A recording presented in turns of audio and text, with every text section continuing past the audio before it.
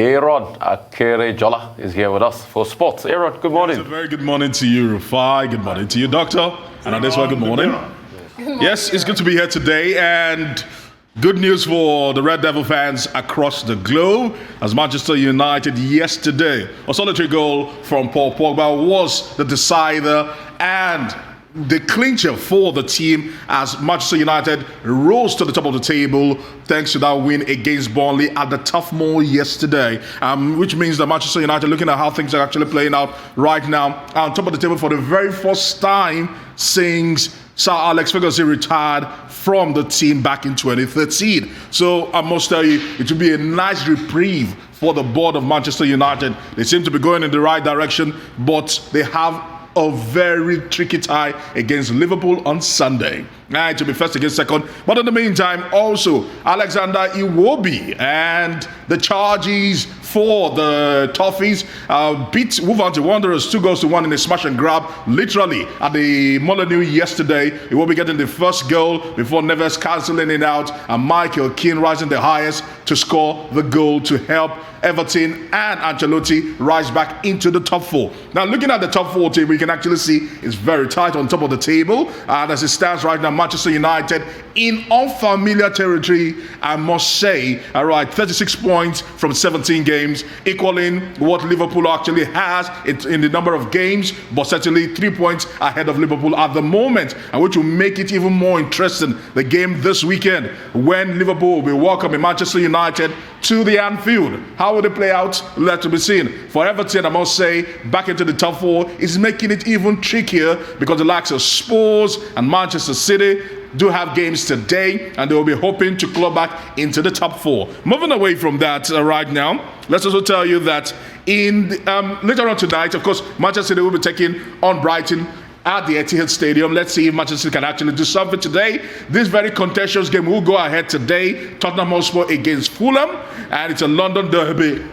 And alongside another London derby today, it will be Arsenal against Crystal Palace at the Emirates. Now, I went from the Premier League. Let's actually touch on the NBA. Quite a flurry of games were actually played yesterday. Oklahoma City Thunder losing to the Spurs 112-102 in that particular game. Joel Embiid and the 76ers beating the Heat 137-134. And this man, Dwight Howard, distinguishing himself for the 76ers. He is now risen to 13th in the number of blocks. And once again, 36 points for the man on the day, as he helped his team 122-117, and Lebron James, as usual, always deciding 117-100, putting in a 26 points game for the Lakers on that day. Now, for the brevity of time, let's press it further in the Spanish Primera Division. Atletico Madrid pulled away from the chasing pack yesterday with goals from Saúl Ñíguez and Correa in that win against Sevilla, and Jan Oblak getting his 11th clean sheet in 18 games, and that man has been phenomenal. You can actually see the table right now. Atletico de Madrid haven't played 2 games less, are 4 points clear of Real Madrid at the moment, and they'll be hoping to pull even further clear than this if they play their outstanding fixtures. They are poised to actually win the league this time around if they keep their heads intact. Moving away from that, Victor Osimhen, Nigerian Victor Osimhen, seems to be a shining light. He cost an arm on the leg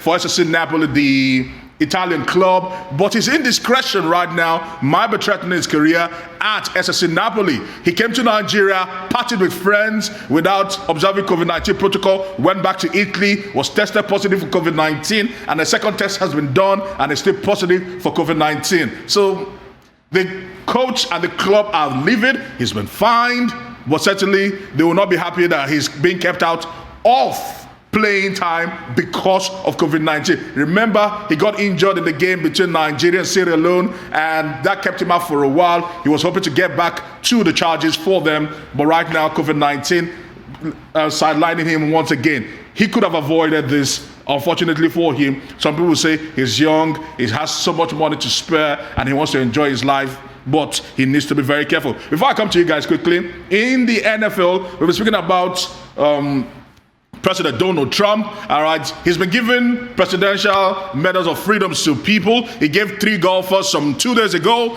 and Bill Belichick was to gets one himself, a personal friend to Donald Trump, he has refused to accept that particular honor. It should be the highest honor for a civilian, but Bill Belichick, looking at what happened at the Capitol, has said no, no, no. This will sting President Donald Trump because Bill Belichick is a personal friend. And for those who don't know Bill Belichick, he's one of the most successful NFL coaches, having led the New England Patriots to 6 NFL trophies. When you look at it, he's won the Super Bowl 6 good times, and he's been famous for bringing Tom Brady from nothing to greatness. Well, on Belichick, well, that should not be surprising. At this moment, President Trump has become almost leprous because of the nature of his politics. Corporate America is distancing itself from him. Other constituencies are keeping their distance because what happened on January 6th is unbelievable. And I think that the rejection of the Presidential Medal of Freedom from President Trump, maybe if another president offers it tomorrow, he will take it. It's a stinging rebuke. And the way the Belichick feels is the way that many other Americans feel.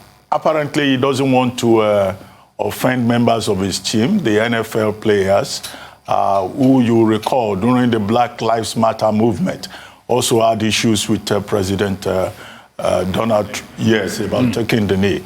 And then this time around, it's the Presidential Medal of Freedom. And it shows just how far, how deeply President Trump has succeeded in further dividing the politics of America. He did that consistently for 4 years, but in the twilight of his administration, he did even worse.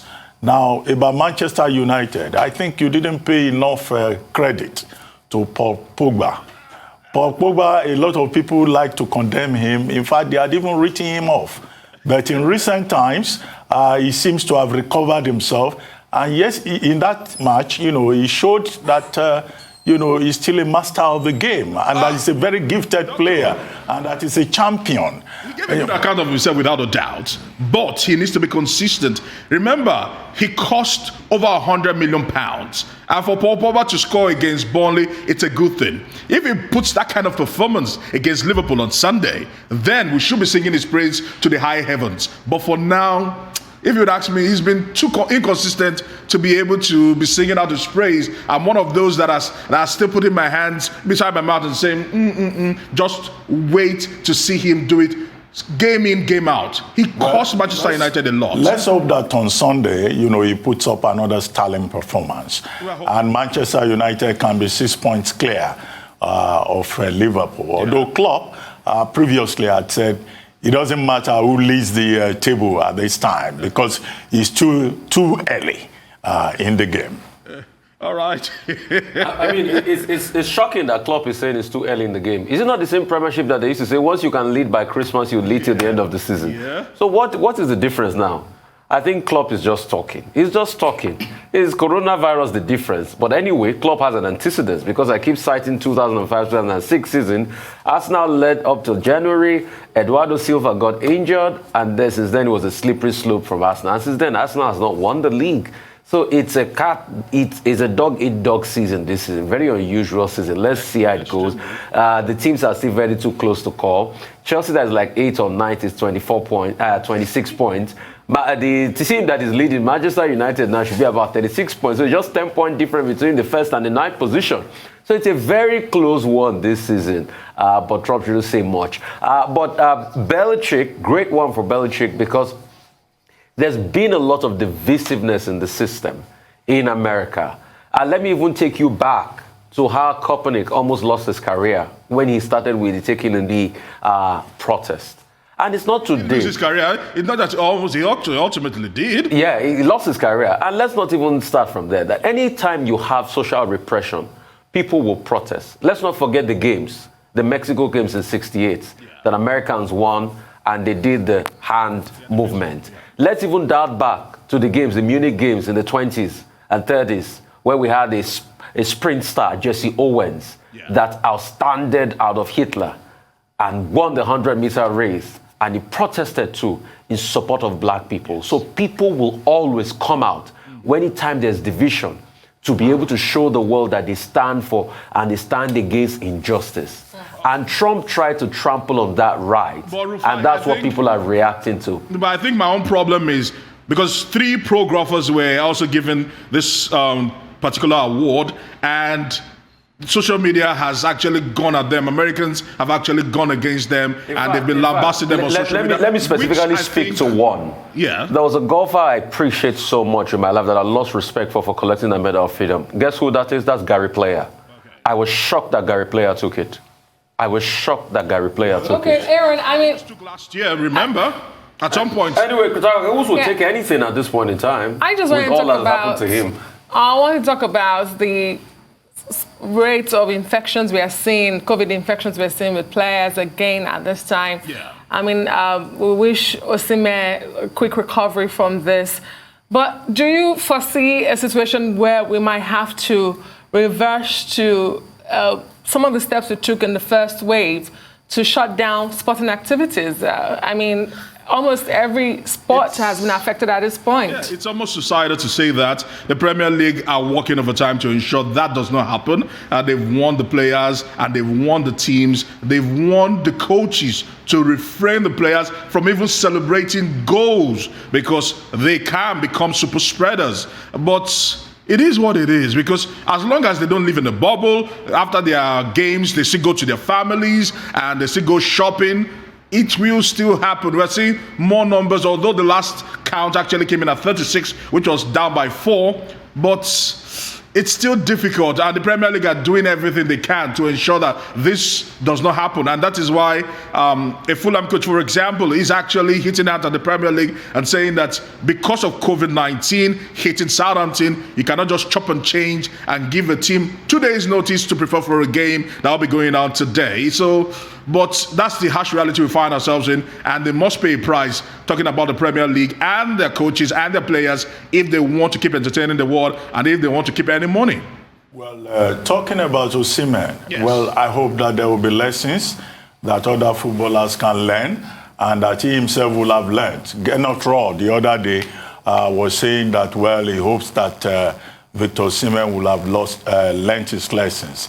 Apparently, he was very optimistic that he would get the all clear, but now he has to remain in isolation for another 10 days and look at the implications for the opportunities that will have been available to him. But he was a product of the under-17 category in Nigeria. Now, the under-17 team for Nigeria playing in the Wafu Cup, they've now qualified for the semi-finals. They will be meeting Burkina Faso, right? Yes. And Cote d'Ivoire will be meeting Niger Republic. Cote d'Ivoire haven't beaten Ghana. What are our chances? Because if we don't get to the finals, we probably won't have a chance to be part of the African under-17 tournament. Yes, we're hoping Nigeria wins. Fatai Folosho Amao's team are looking good. They started a little bit shaky, which is understandable, knowing that there was a lot of chopping and changing. No thanks to MRI disqualifying 40 players from that particular team. They've been able to put their acts together. They're trying as much as they can. They're hoping to actually win this tournament. And if they do, essentially it will be an automatic ticket for the Africa Cup of Nations for the under-17.